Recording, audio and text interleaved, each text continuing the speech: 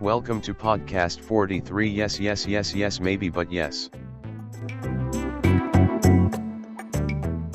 And we're live. Oi!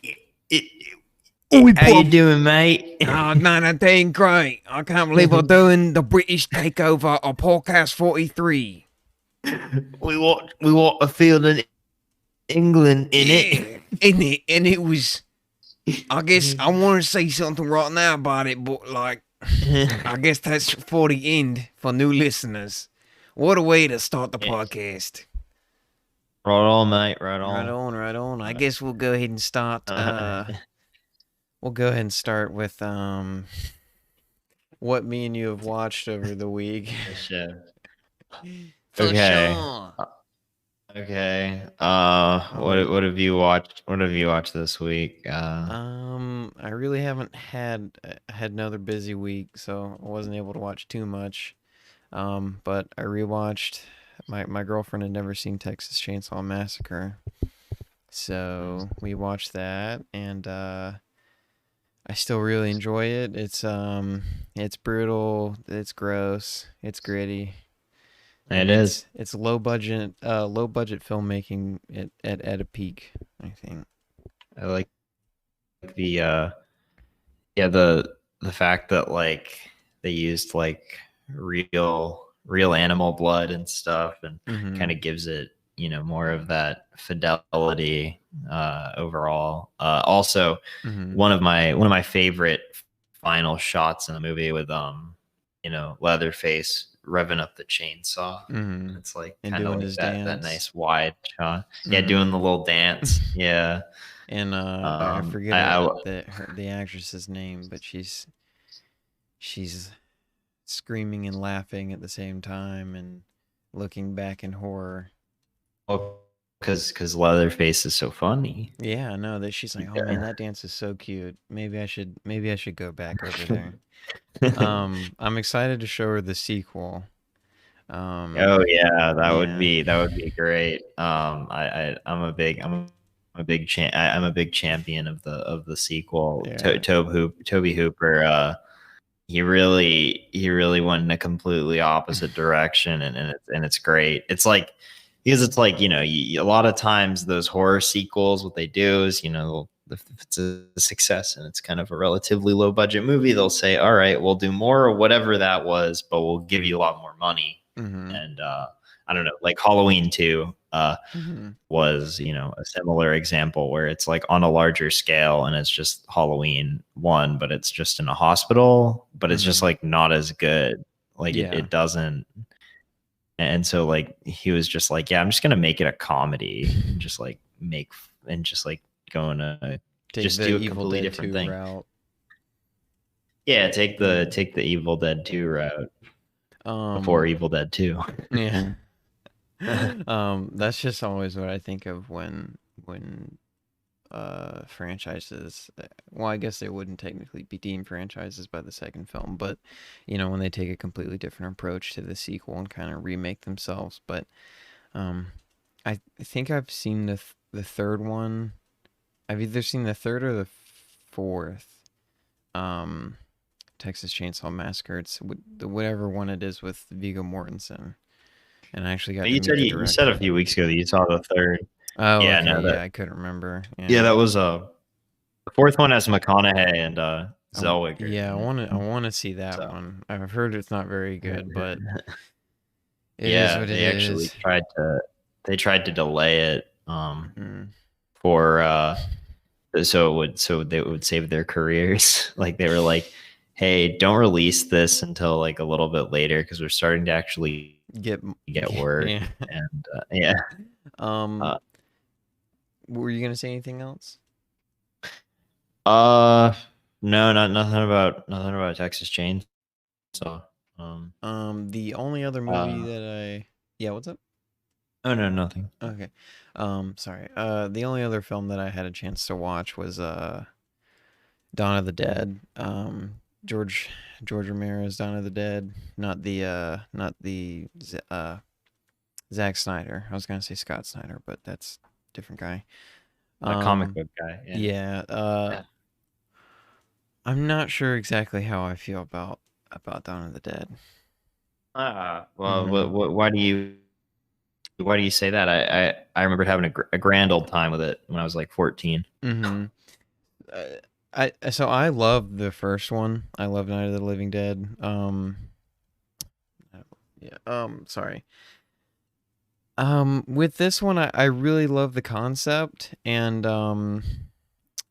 I, it's so I think if the nitpicky side of me could nitpick it a lot, but I really try to turn that side of my brain off and just kind of enjoy it as it was.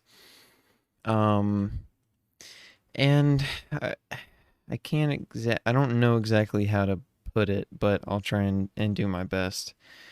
Mhm. I felt like there wasn't a ton of uh I just didn't feel like there was really an arc um being formed with the characters, and I know that's kind of weird because obviously if it's in a zombie apocalypse their goal is to survive, and I get that. And Huh. so um, this isn't a spoiler, I don't think, because anyone that's familiar with Dawn of the Dead knows that it takes place in a mall, and that was the biggest thing to me. I always thought that was such a cool idea that they were able to do that. And I think, by itself and the way that it was made, I think it's really cool because he did. I don't believe he had a big budget, right? It was, Uh, I mean, bigger, but yeah, no, not yeah. not like a huge budget. Yeah, so I think like the way it was made and the way they shot a lot of it was cool. I have a few. There are some shots that are out of focus, and I know that I'm not trying to be a stickler or anything, but it's always really irritated me. And it's just something I've never been able to like look away from. But when a shot's out of focus, but it's not, it's supposed to be in focus, and I know that sometimes with shots like that, sometimes it's an artistic thing, to put something out of focus. But in this Yeah. case, it was really weird where it was like a shot of a character struggling to I think the one scene I'm thinking of in particular, just to give an example, he was in between two trucks and he was trying to move, but he got kind of caught in between the two trucks when they were trying to block up one of the entrances to the mall. And Mhm. one of the characters pulls out a gun. He's trying to fire. He's trying to kick zombies off of him, and so there's a lot going on, but most of it is like out of focus. Like and that's a nitpicky thing, but yeah, I don't know. I don't know if I had really high expectations. I think I did, so maybe I kind of put the film up on a pedestal that wasn't fair. So when I was watching it, I was kind of trying to like downplay in my head my expectations of the film. But Yeah, yeah, unfortunately, and I think check this out if you're into zombies and stuff like that, or if you just want to see. I mean, I think the film can be entertaining on its own right. By all means, check it out. Don't I've always I been a big proponent of check out a film if you want to, but I don't know if this one was for me. I, I like it because I don't know.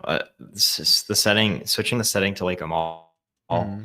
I think just think is a bunch of fun, and then like they really turn up the action, and Mm-hmm. then there's that sequence at the end with that The that that bikers. that no, well the bikers are good too, but Mm-hmm. like My the bad. gong I think is what it's called. You know, the one that goes dun Mm-hmm. dun dun dun dun dun.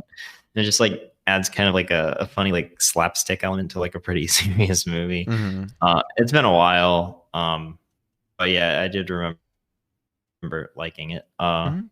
So I thought uh, the well, Dario Argento did the score. I thought that was pretty cool. yeah, And then yeah, there was one thing I did want to bring up.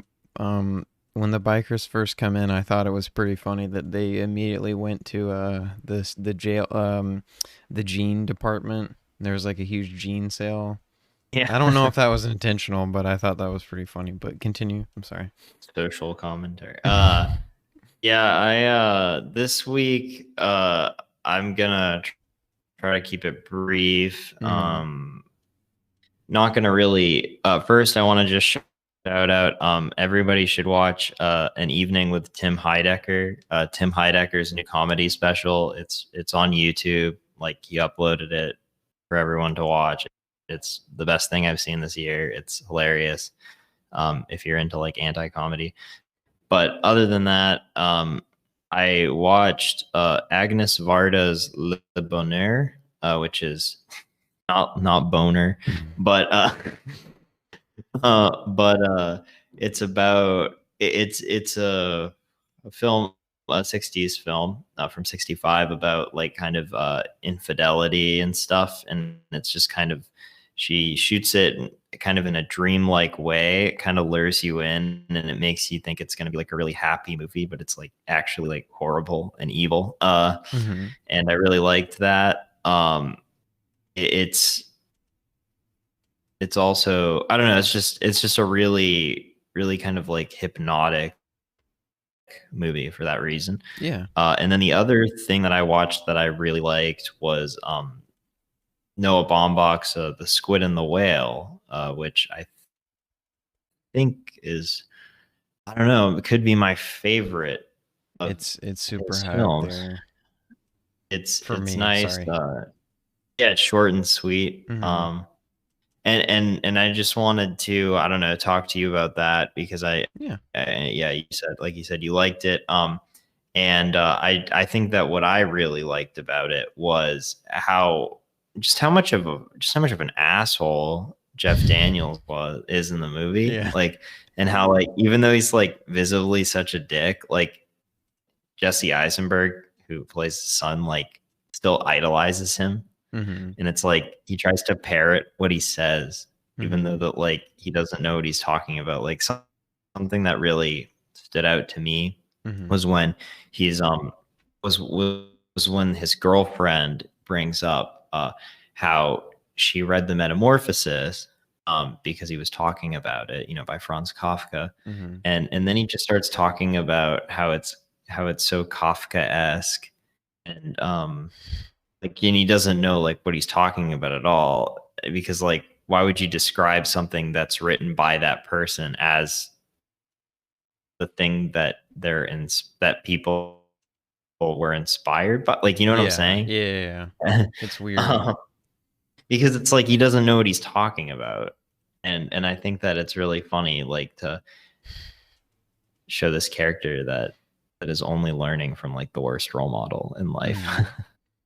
I even though I know it's a very sad film, it's definitely like a slice of life type film to me. And it deals with a lot of what Bombeck typically examines in his films, like love and loss and divorce and things like that. I think those are pretty common themes throughout a lot of his movies.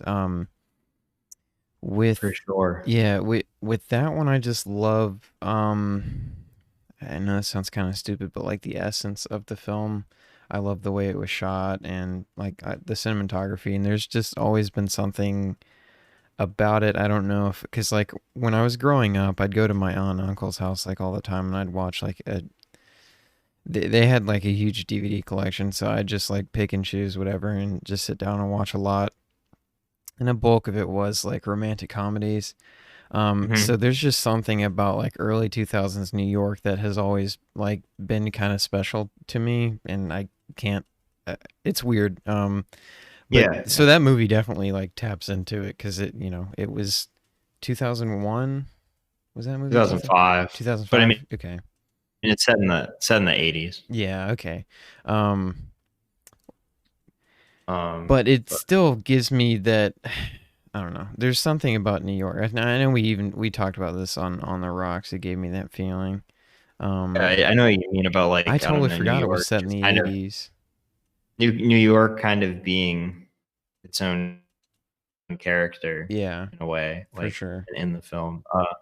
And also like I think the ending is really beautiful too, Oh, I because love it's it. like kind of a way to show, to try to like, for him to like kind of show that he's trying to regain Jesse Eisenberg's character, that like loss of innocence, Mm-hmm. or like in life that he had in his childhood. Yeah. And it's just like, I mean, there's just a lot of parts that also just made me just completely cringe and just like complete utter uh, uh is just like so uncomfortable. Like, you know, like every single time that he would just be so mean to his girlfriend, I felt so bad. And I was like, why are you or like the whole dynamic between Anna Paquin and Jeff Daniels. I was like, no, just like make it stop. And then the brother and you know what he had going on, you know. But yeah, I I think it gets a lot across in a very short amount of time. Yeah. It's only 80 minutes and it uses all of them well. So Yeah, please agreed. check out Squid and the Whale. Yeah, or for that matter, any of Baumbach's movies. But that's a great film to start on.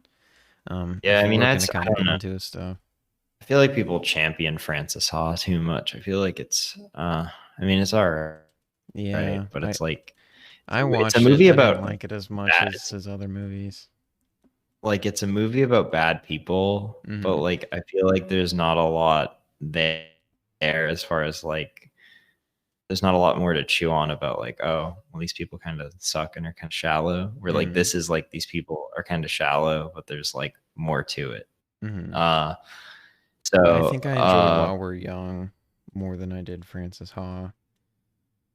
Yeah, While We're Young's a fun one. I don't know. I showed that to my mom and she loved it because it makes fun of millennials.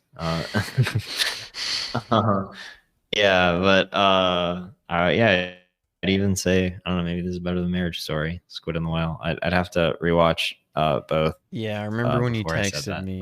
Marriage Story. Yeah, that one's still up for debate. I love Marriage Story so much. Yeah, it's great. Yeah. It's best American film that I saw last year. Only beaten out by Portrait of a Lady Joker. on Fire. Joker. Yeah. I was actually gonna say Jojo Rabbit. Oh boy. We don't have to. We don't have to dive into that. Me and you have quite a bit to say about that movie, but yeah, but we'll save that for another episode. Yeah, we're gonna talk about it one day. Yeah, well, eventually we'll get around to it. And my last thing that I'd like to talk about is yesterday I started getting into the films of Robert Downey Sr. Oh, I thought you were going to say you watched yesterday the Beatles, the lovely Beatles tribute film by Danny Boyle. I'm never watching yesterday again. I can assure you that. It's so bad, bro. Yeah, I've heard, but continue. Sorry. Yeah, well, Robert Downey Sr.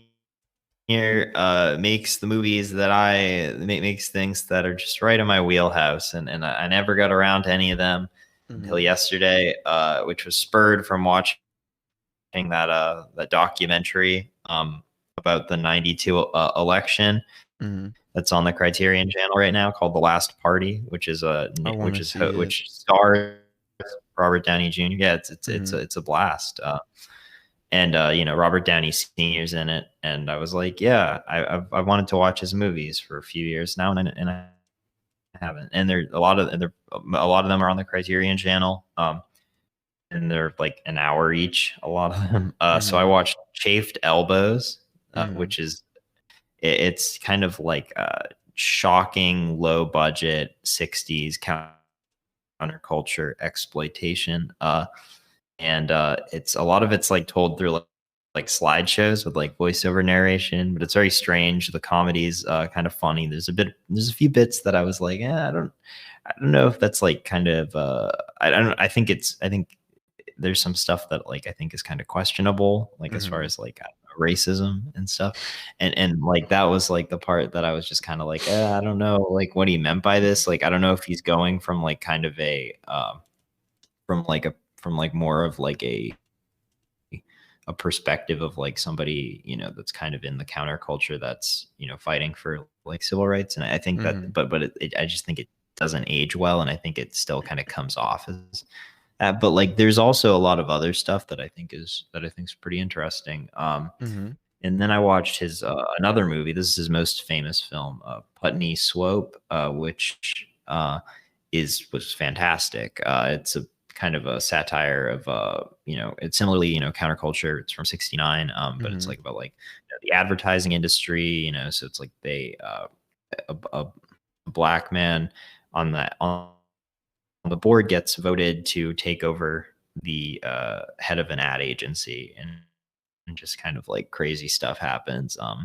It's a good comedy. It's very funny. It's on Amazon. I couldn't recommend it enough. I think it's my favorite. Well, I don't know, probably Squid and the Whale. I liked a little bit more this week, but yeah, pretty much, yeah, good stuff all around. I'll probably be finishing off the more Robert Downey stuff because I mean they're so short, and then you'll go on to his son's work.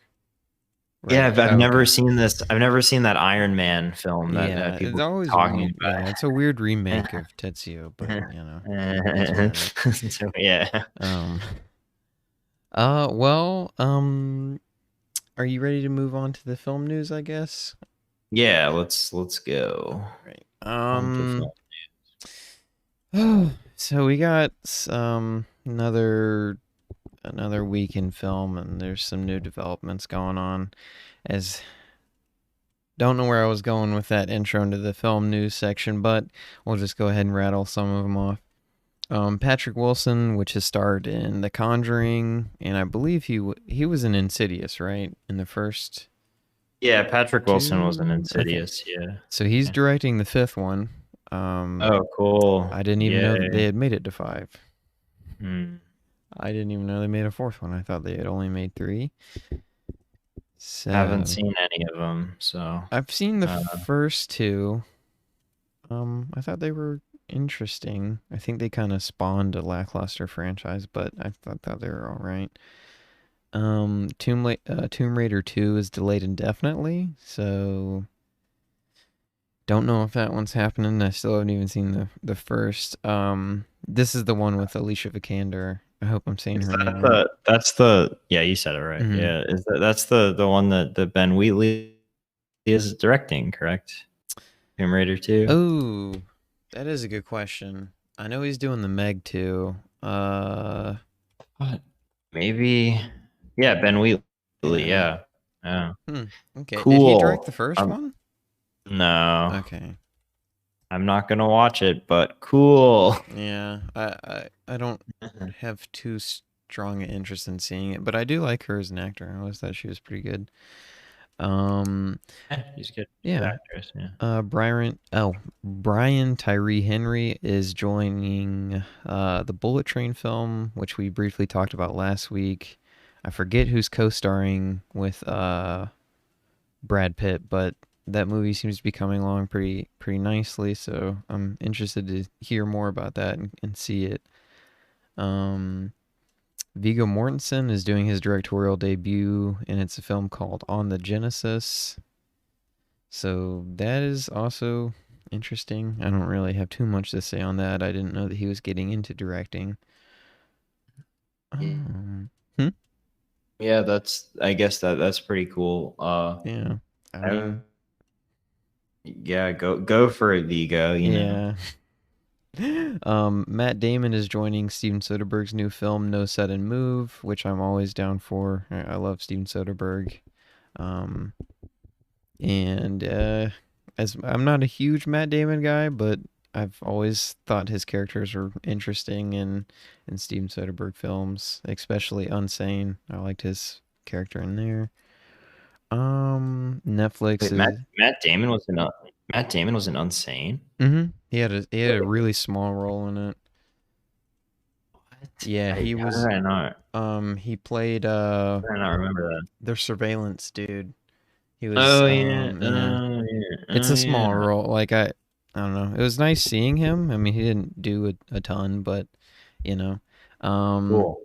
Netflix is again coming back again with Assassin's Creed series, which me and you kind of briefly talked about in text, but I know there's not too much to say, but I thought I'd mention it. Um, It's it's happening. wow. I'm Yeah. so happy that everyone's favorite franchise, 2011, is finally getting a series. The movie wasn't enough. Yeah, there's a lot of video game news kind of going on. It's weird. I think is it because all these studios like they don't know what to do with their time now because like they have so much more free time because the world's still kind of in standstill. So they're just like, let's see what video games are popular. And we can Well, I just like make a few. dude, I like Netflix, but I just can't shake the feeling, and I know this is what they do and what they have to do. There is something that they did that really pissed me off, but I'll talk about that in a second. I just feel like they're literally doing whatever they have to do to like get people to come to their streaming service, and I get it because it's a developing thing. Everyone's getting their own streaming service, so they're fighting to stay the top, which I think they're doing fine with. Yeah. But I don't know where I was going with that, but I just feel like it's such like a sellout. I don't know. It's whatever. It's Netflix. I was watching Netflix on my phone the other day, and they have the speed option. I don't know if you saw that, which I am completely against. I'm not. I mean, people do. I mean, I wouldn't never do it, but like I think people should be able to if they want to. Like, I don't see it. I don't see an issue. It's like you should have autonomy over like how you want to watch your movies. Even Yeah, if I disagree. I mean, I see where you're coming from, and I do suppose people should have the option, but I just don't think that's what the people that made it, that wasn't their intention. If they wanted it to be faster, they just would have made the movie faster. Oh yeah, I mean, of course, but you can. I mean, that's why I kind of don't really agree with it, but I'm not saying that. I don't know. I see where you're coming from, but I just don't really. I don't really think it's a very. I don't know. I don't really agree with it. Um, Adam Sandler is making his new film for Netflix, Spaceman of Bohemian. So he's following up Hubie Halloween quickly, supposedly. Supposedly. This may be the one that he said he's gonna make the worst film ever if he didn't win. I didn't read really what it was about, but unless it's a serious Sandler, which I would be down for. I would be down for, but I can't imagine him making his own serious film. But I could be wrong. I could totally be wrong. Next up, what's up? Yeah, no, I think it's gonna be a serious film. Oh, for real? Yeah, it's based off of a Czech sci-fi novel. Yeah, it's not directed by Sandler. It's directed by some Swedish director, Johan Rennick. So yeah, all right. Okay, cool. He directed some Breaking Bad episodes and directed Chernobyl. Oh my god, dude, I love Chernobyl. I didn't even catch on. I should have read more into it, but I just assumed that it said that he was starring in that he was making a new Netflix movie. So that was wrong of me to assume. So I'm sorry if I gave out any misinformation. I'm sorry, Mr. Sandler. Yeah, I'm sorry. Well, cool. I'm always down for a serious Sandler film. Yeah, Michael B. Jordan is in talks to direct Creed 3. So that might happen. Hopefully we'll get to see Stallone's big mug again. We can't.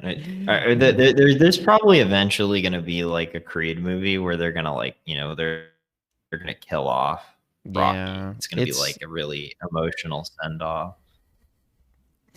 I thought Creed 2 was all right. I didn't think it was as well made as the first one, but Coogler didn't direct that one though, right? Yeah, it was who did direct that one? Stephen Caple Jr. Hmm. Cool. Yeah. Never heard of him. I never heard of him either. Spider-Man 3 has apparently started filming, the one with Tom Holland and everything, and I just thought I'd throw this in. Uncharted is done filming, which I thought they had just started, but I guess that's done.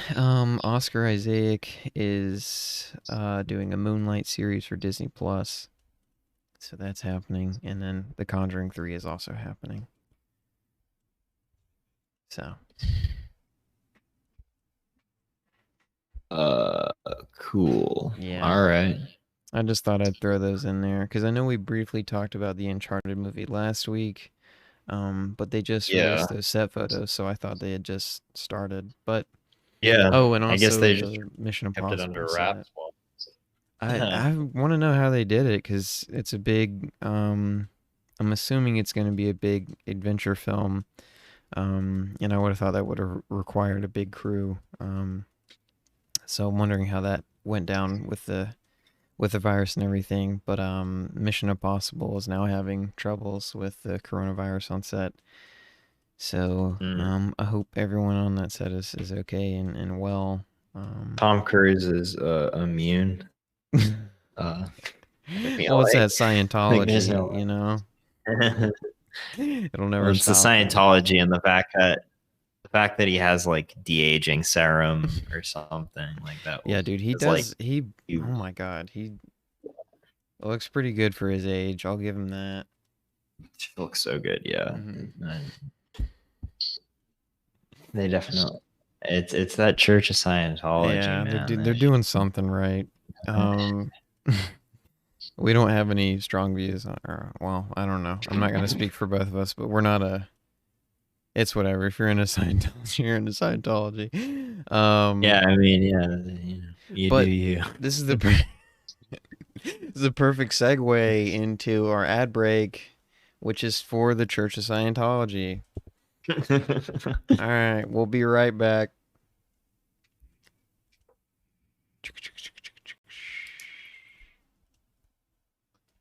Okay, and we're back from that awesome ad break from the Church of Scientology. Thank you, Chris, for doing that reading for us. Of course.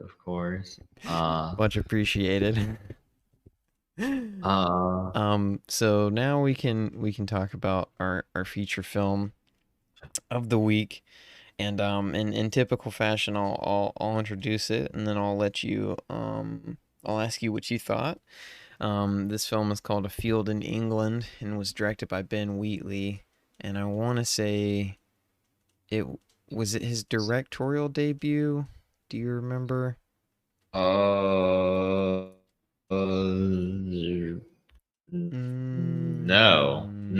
it wasn't. It was not. Okay. Well, I was gonna give it some leniency, because it was a directorial debut, but now I see that's not the case. No. So I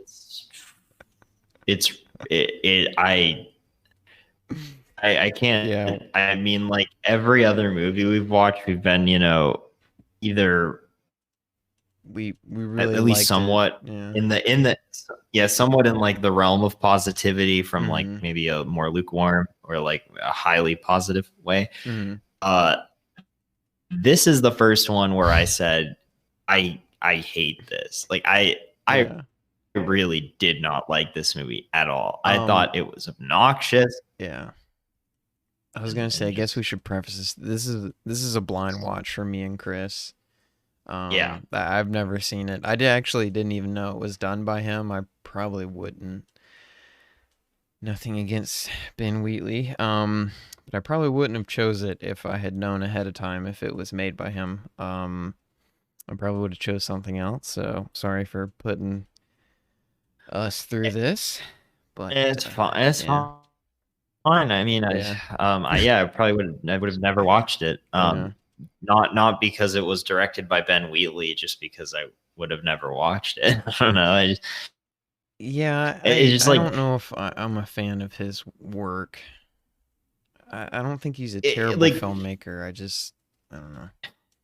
Free Fire is the only other Wheatley picture that I saw that I've seen, that one from 2017, which is the gunfight, the one that's just a massive gunfight, and you know, it was fun at the time. You know, I saw it in the theater, and I had a good time, and this just I thought, oh, maybe this will just be Free Fire, but in the 17th century in England during the Civil War. Yeah. But it's not. It would have been a lot of fun if it was just a bunch of Brits, you know, fighting in a field with like old weaponry and shit.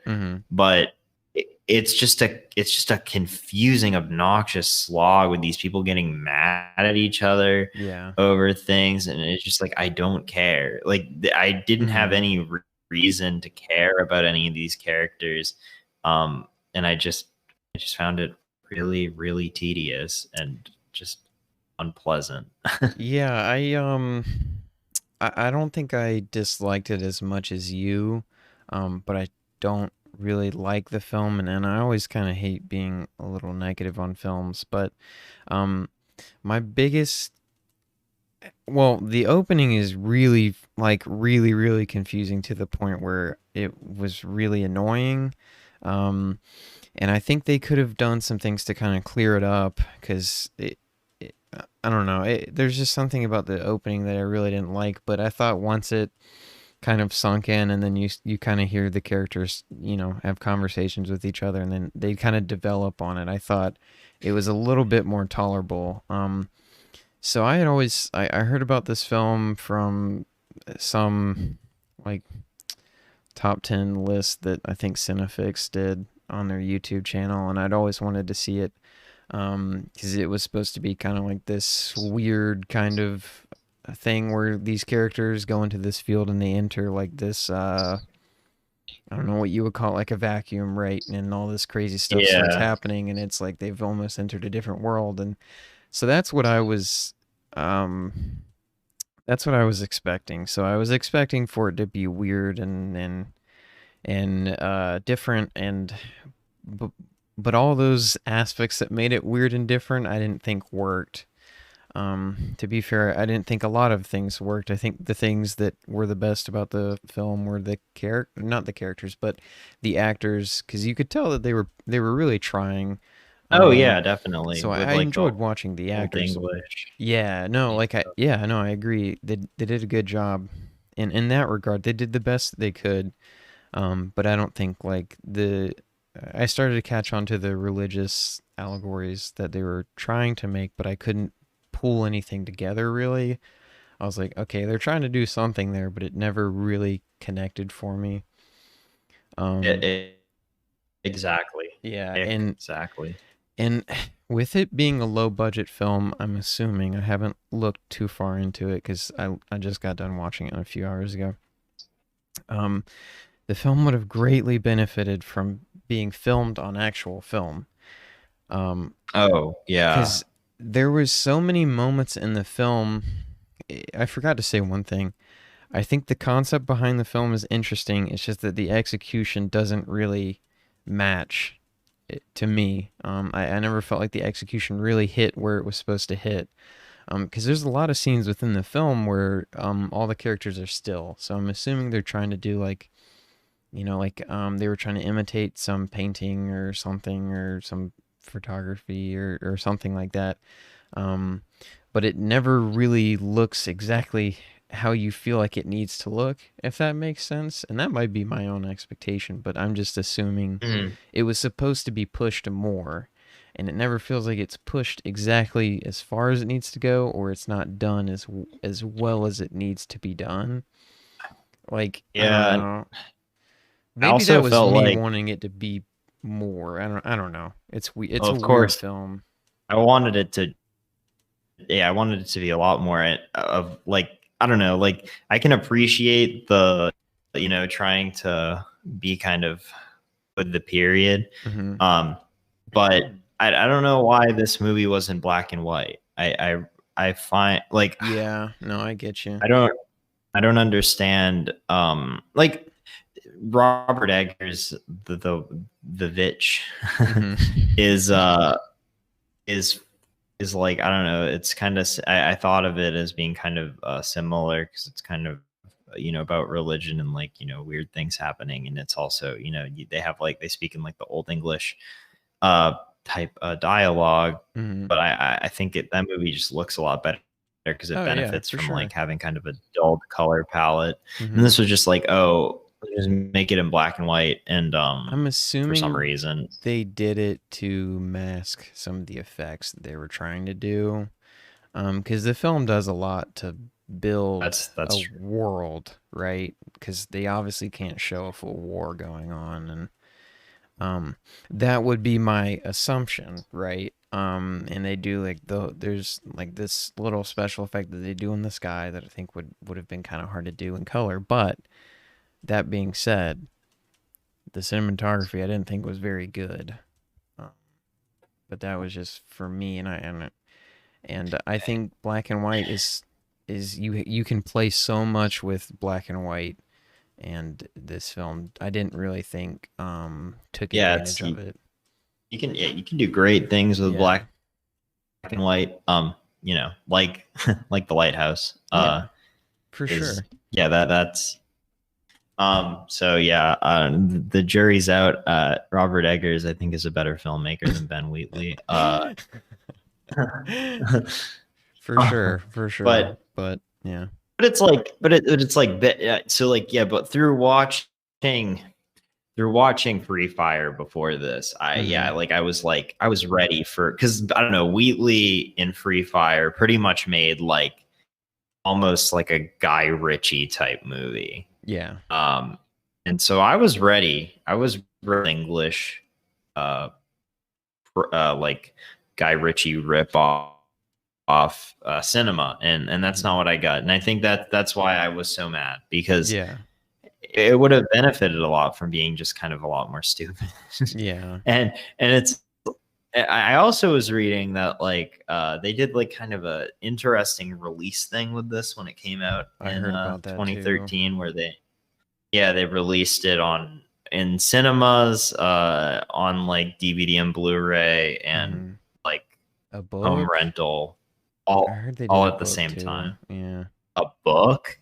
Apparent so I could be wrong. I briefly read it, but you know the book that the main character writes.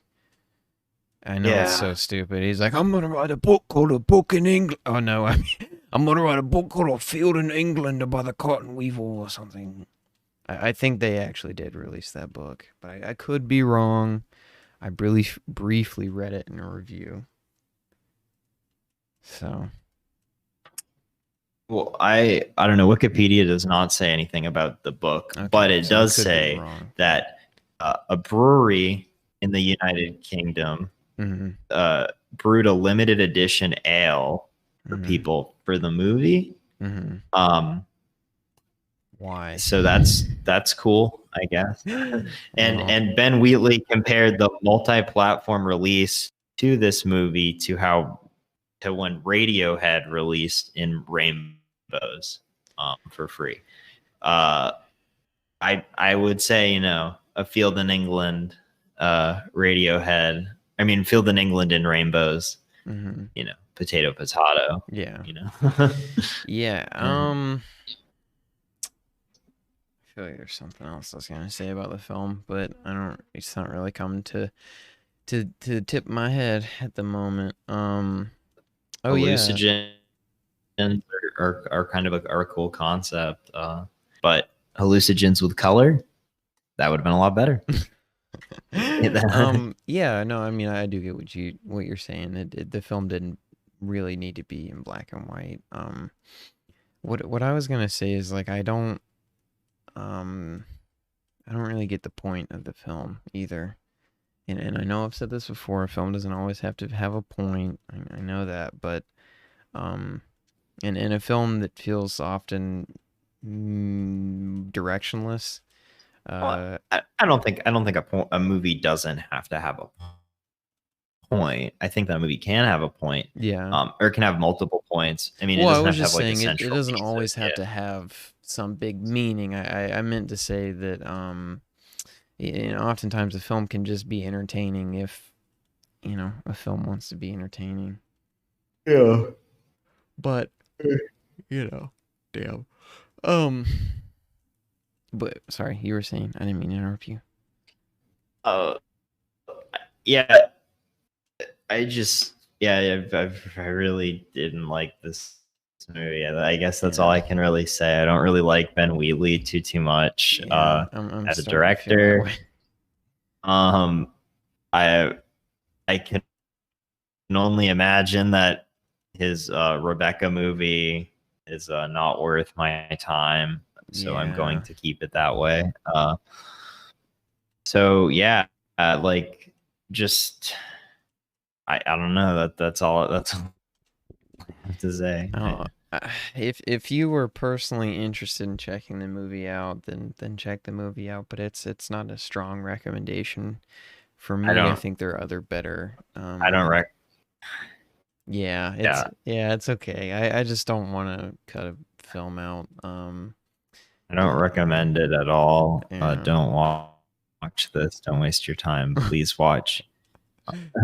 Please literally watch Putney Swope. It's on Amazon as well. And it's 6 minutes shorter.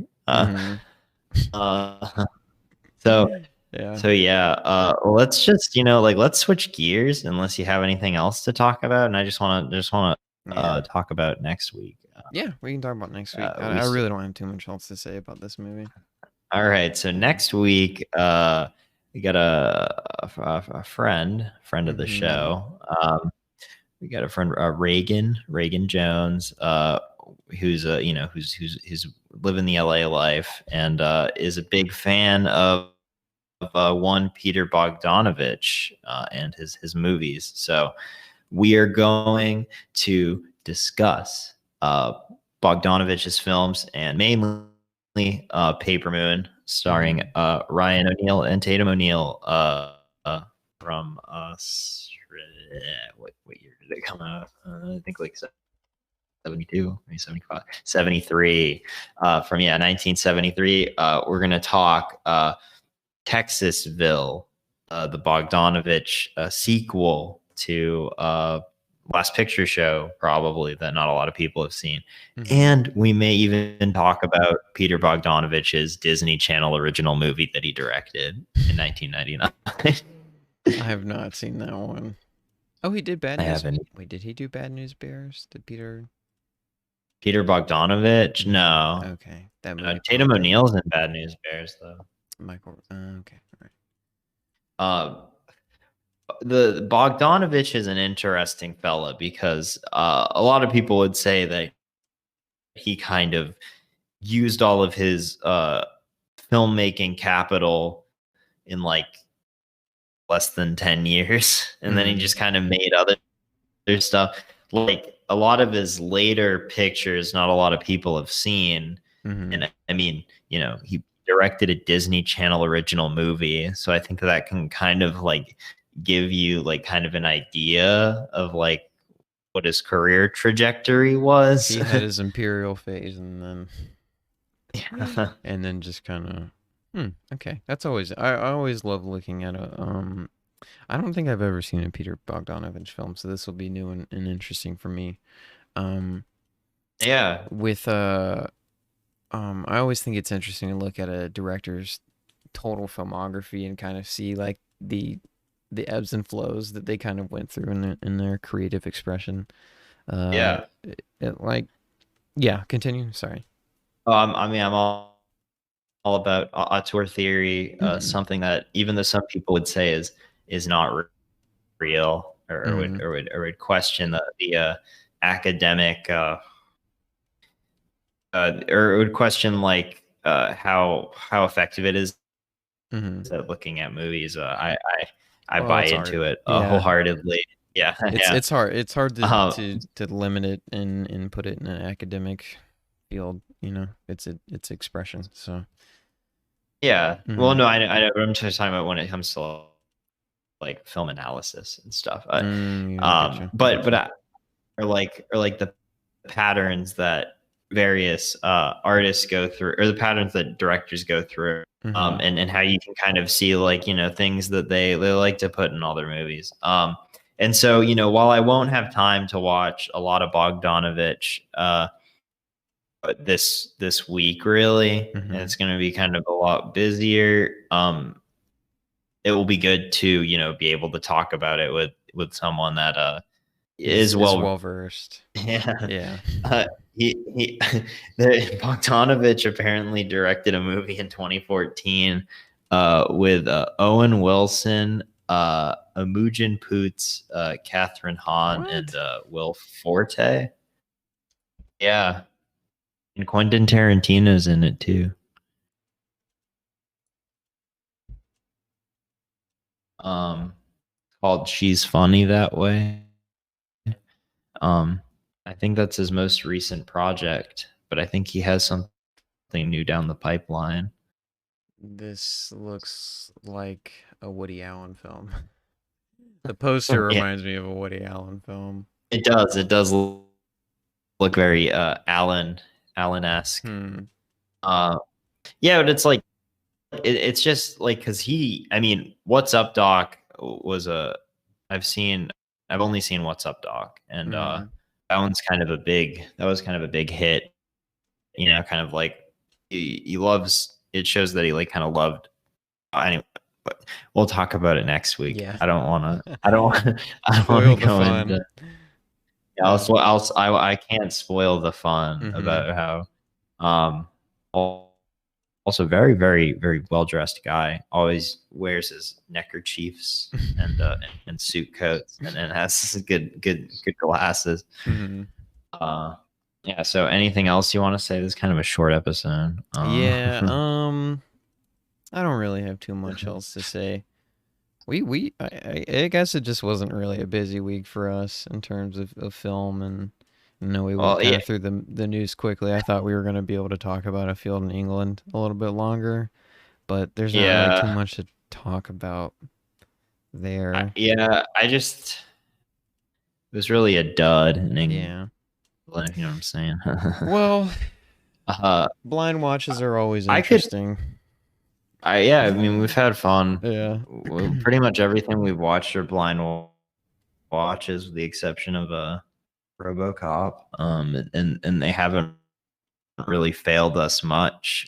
Even I would say I can bring something up actually. On Netflix, well, speaking of new releases, I watched Yes God Yes,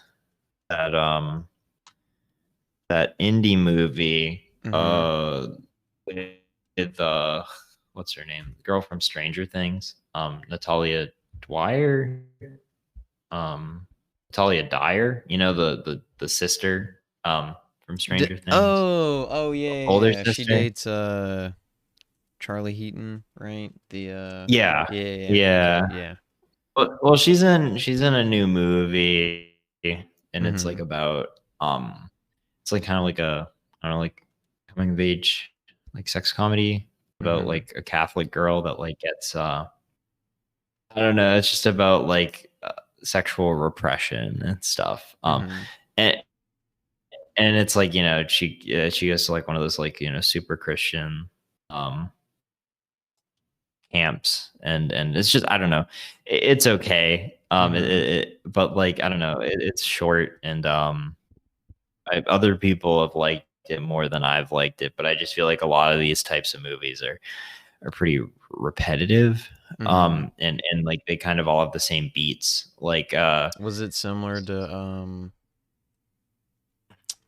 no, it wasn't Boy Interrupted. It was Boy Erased. Yeah. Was it similar to that, or? No, I mean, because this isn't about like being gay or anything. Oh, she just went to like a church camp. Yeah, it's more about, I thought it was like a conversion camp thingy. My bad. No.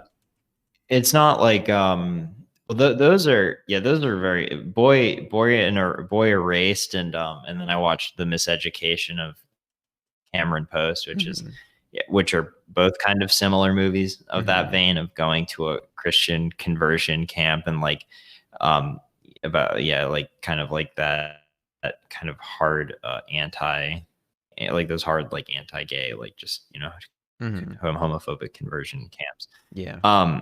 Which the best of those movies I'd say is the first, I'd say, but I'm a cheerleader from late 90s, which is a good one.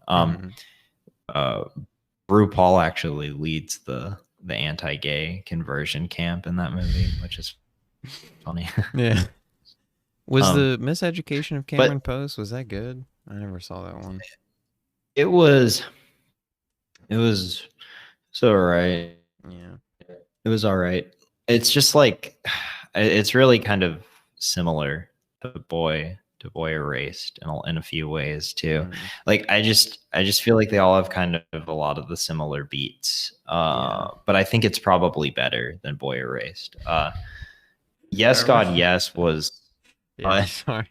I just remembered something funny from when me and Chris actually saw Boy Erased at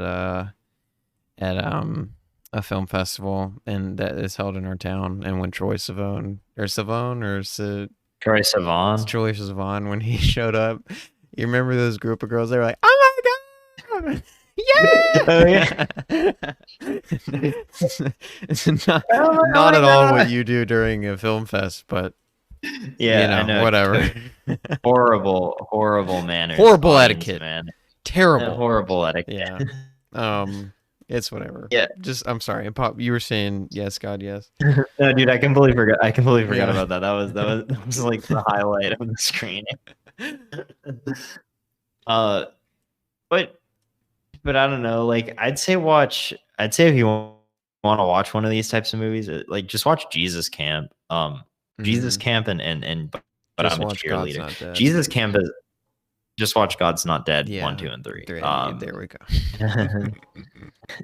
Just really, we're gonna do a Pure Flicks retrospective series where we just talk about YouTube. Yeah. But Jesus Camp is a documentary that came out in 2006, and it's just really weird. But it's about evangelical Christians, but it's like there's this one bit where like they're all praying at the camp, and like the lady gets out like this cardboard cutout of George W. Bush, and she's like, "Everybody pray to our president. He's gonna fix everything." And then all the kids are like praying and like crying. It's just like really weird. I'll tell you, that's not exactly where I was expecting that to go, but interesting. Yeah. It's all yeah. So yeah. I don't know. I'd say if you like those types of movies about Christian repression or any type, whether it be gay or just any type of sexual repression or just weird evangelical stuff, I guess watch any of these. Yeah. What a cool subgenre we've tapped into at the end of this. Movies about Christianity, religious repression. And most of the movies take place in the early 2000s for some reason. Because I forgot Boy Erased was like 2006 or something. Yeah, and one. Boy Erased was 2006. This is 2001. Because like in the movie AOL Messenger is like a big part of it. The plot. And then I think Cameron Post takes place in like, I want to say like the late 90s, but it's like all these movies are like or like, I don't know, it's just like that weird window of time, which I guess is that's good, that like people aren't having to go through that anymore, or less so than before. But I don't know, are they gonna keep making them? Because like, I don't like, please, if you do, just try to mix it up a little bit. Like, that's all I'm saying. I'm sure it's still a big it's still a big issue. I think I can't imagine them stopping making them, but I do agree they do need to not tread the same beats as all the other ones. So Yeah. I agree. Yeah. Yeah, just watch But I'm a Cheerleader and Jesus Camp, and go from there. Yeah. All right, but yeah, that's really all I have. I like, it's field in England sucks. I don't know. Yeah. Watch The Boys instead. Yeah, I just got done watching it. It's fantastic. Oh, really? Yeah, it's fantastic. I thought that I was gonna mention that earlier, but I forgot. Yeah, it's really, really good. Highly recommend. So okay, yeah, just watch The Boys and start watching some Robert Downey Sr. Oh, dude, we totally forgot. The Mandalorian came out today. The new season. Well, I haven't seen the first season, so what? Cool. Chris, what? We're part of the Church of Scientology, Chris. You know we have to watch it. It's good science. It's a direct science. It's got science, Chris. Well, me and Chris are losing our brains trying to pad out this episode. Yeah, I don't know. I'll probably check it out. I did watch season 1, but look up. I'm just gonna look up Mandalorian Werner Herzog parts, and then I'll probably. That is true. I do need to see if his mug is back. Why he's in it, I'll never understand, but I'm glad he's there. It definitely switches it up. He didn't even watch Star Wars before he signed on. Why would he? Why would he? He's Werner Herzog, you know. He's too busy making documentaries to. Yeah. The interesting part, it's like, you know, the dude that plays Gus on Breaking Bad. Yeah. So he's like a villain, I suppose you could call him a villain in The Boys. But although his motives haven't been completely shown. Cool. There's more to it, but he's also the main villain in Mandalorian as well. And then he's the main villain in Far Cry 6. So he's good at what he does. Actor. Yeah. He's very good. He's I guess like I don't know, Michael Shannon, you know. Oh God, I rewatched Man of Steel and I rewatched Man of Steel because some people wanted to watch it with me. And I hated it. I thought it was horrible. Like revisiting it, like I thought it was like unwatchable. The first time you watched it, did you like it? I thought it was okay. Yeah. It was whatever. But like this time around, I was just so miserable the whole time. I think that's like the biggest sea change I've had between like shifting opinions on a movie. Like it's just like so ugly and just so unpleasant to watch. The digital zooms like every 5 seconds. I've only watched it once, and I remember I was super excited because I didn't get a chance to see it in theaters, so I asked for it for Christmas. And so you have it, you own it. I used to. I believe I sold it to Movie Stop because I didn't like it the first time I saw it. But I do plan on rewatching it because. Oh my God! Yeah, I know, but I've rewatched Batman v Superman and then Justice League with a friend of mine, and we were like, yeah, fuck it, we'll rewatch Man of Steel. But I really want to watch Batman Returns first, but it's like almost 4 hours long, man. It's either almost 4 or almost 3 hours. Wait, Batman Returns? Superman Returns. Sorry. Oh, Superman Returns is almost 4 hours. Or are you talking about both of them together? It's either almost 3 hours or almost 4 hours.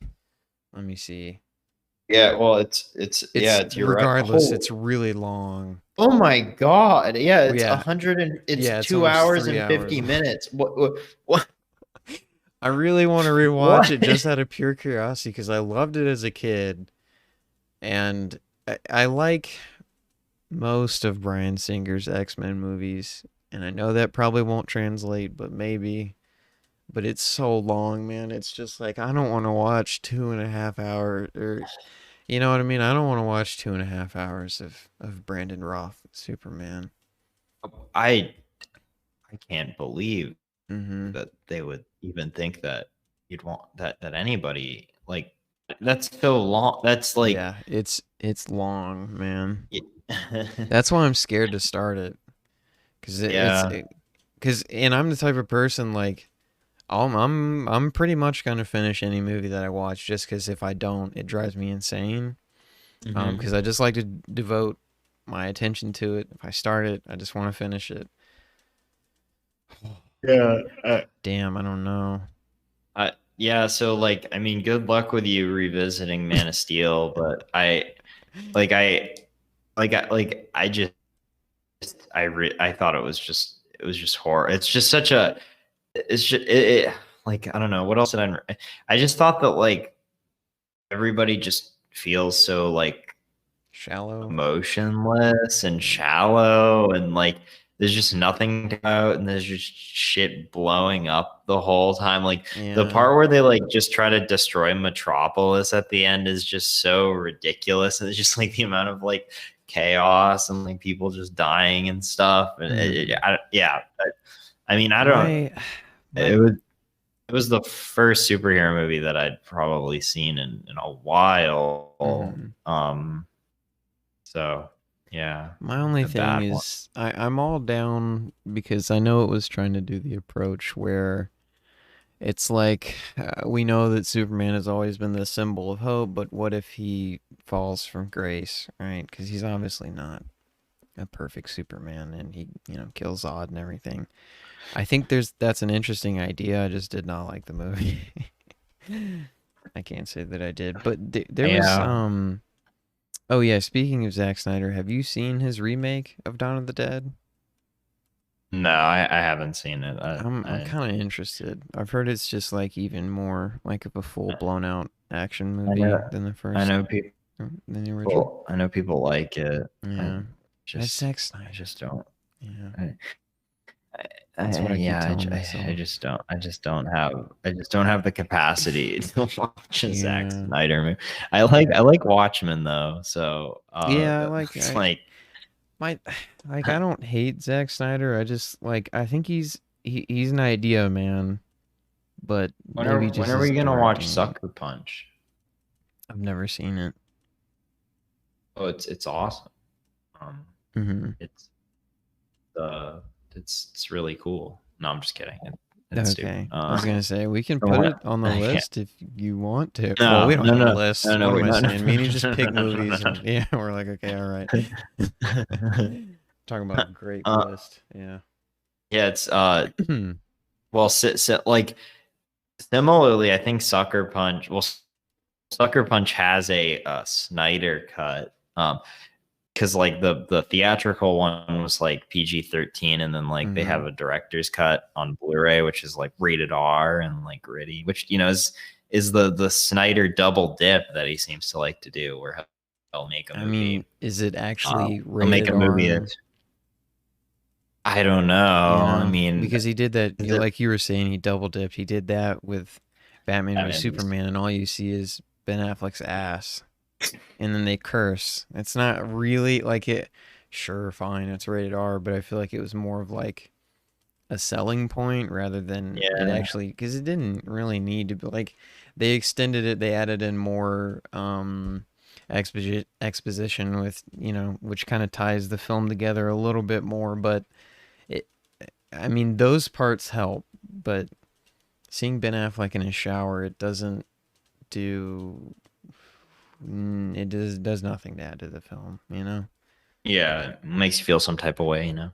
Yeah, no, dude. I mean, butt cheeks it makes you feel some type of way. Yeah, I get, yeah, sure, but like, Well, yeah. on top, like I forgot, I still haven't seen Birds of Prey. But Yeah, I mean, I do it's they female Deadpool. made that one rated R. Uh, Yeah, I mean, I remember? think that one warrants it more than the extended cut of Batman. Yeah, It whatever. Yeah, I listen, just um, think it's fascinating. yeah, I didn't mean to say listen like that, but Listen. listen, I think you should see Birds of Prey if you really like Ewan McGregor, because he plays the best metrosexual I've ever seen put in a film. Quite an exclusive club that is. Yeah, I'm sure there are other actors that have done it pretty well, but I just love. I've never seen Ewan McGregor play a role kind of like that. Oh, I guess he kind of did it in Love You Philip Morris, but this one is Yeah. it's amped up, and then he's got like an But edge to it it. wasn't a metrosexual and I Love You Philip Yeah, no, Morris. he was gay, but Yeah. um, I just meant like he has a kind of like a flamboyant nature to him, Mhm. in pertaining to. I didn't really think he was really flamboyant in I Love You Philip Morris, but in it's weird in Birds of Prey he has like a flamboyant kind of edge to him, but he's like I don't know, it's weird. Him as Black Mask was definitely like my it was really fun to watch. I liked it for that, and I think the rest of the film is entertaining. It's okay. Yeah. I don't think it was Okay. bad, but you know. You know, I just checked and Bad Boys for Life is still the highest grossing film of 2020. Dude, this the Oscars are gonna be a shit show, man. It's gonna be so funny.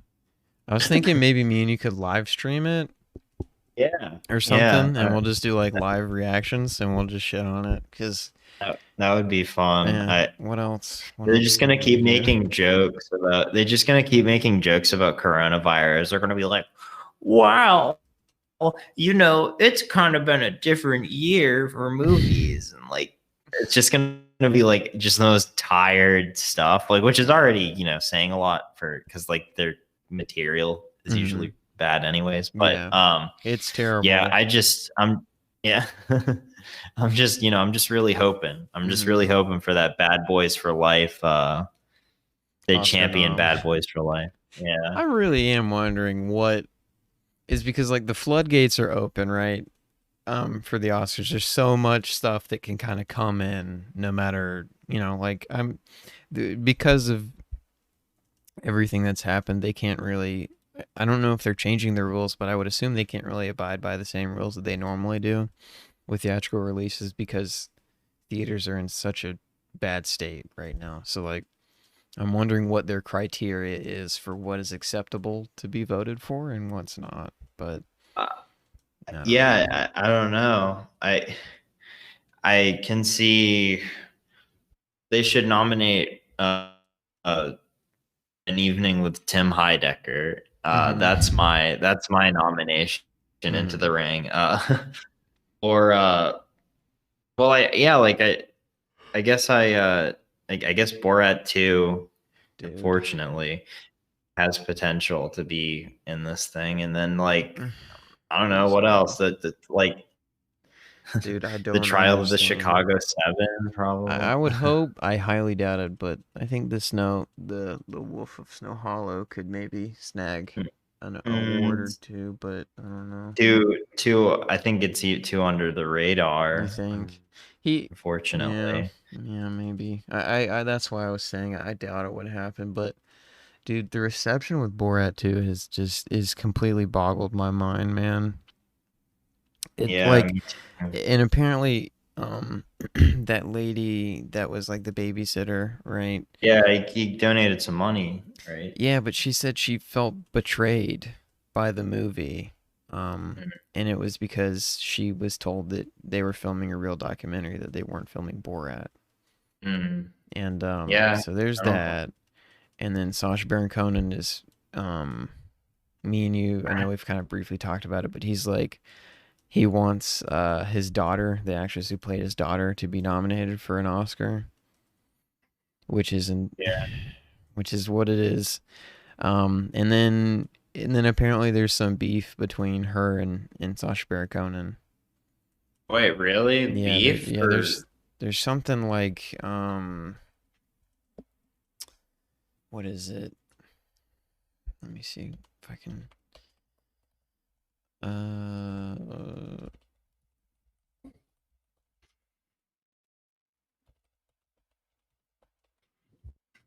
I wish I remembered what it was. Huh. I didn't know that. That's Yeah, there was something. There was something. I saved it on Twitter, but I am having trouble locating it. But if I can remember it, I'll be sure to mention it next time. But yeah, there's something that she was unhappy with something that he did, or I don't know, something. oh, okay. Well, It's well. weird. Yeah. Well. All right. Yeah. Well, anyways, I think on that note, I think we're done for the week. So yeah, you guys go out, watch Paper Moon before next week. And we'll have a good discussion with our first guest Of this on of the podcast series. 43. Yeah. Yeah. All right. Follow us on Instagram for any updates about the show, and hope everyone is safe and everyone's family is safe during this weird time.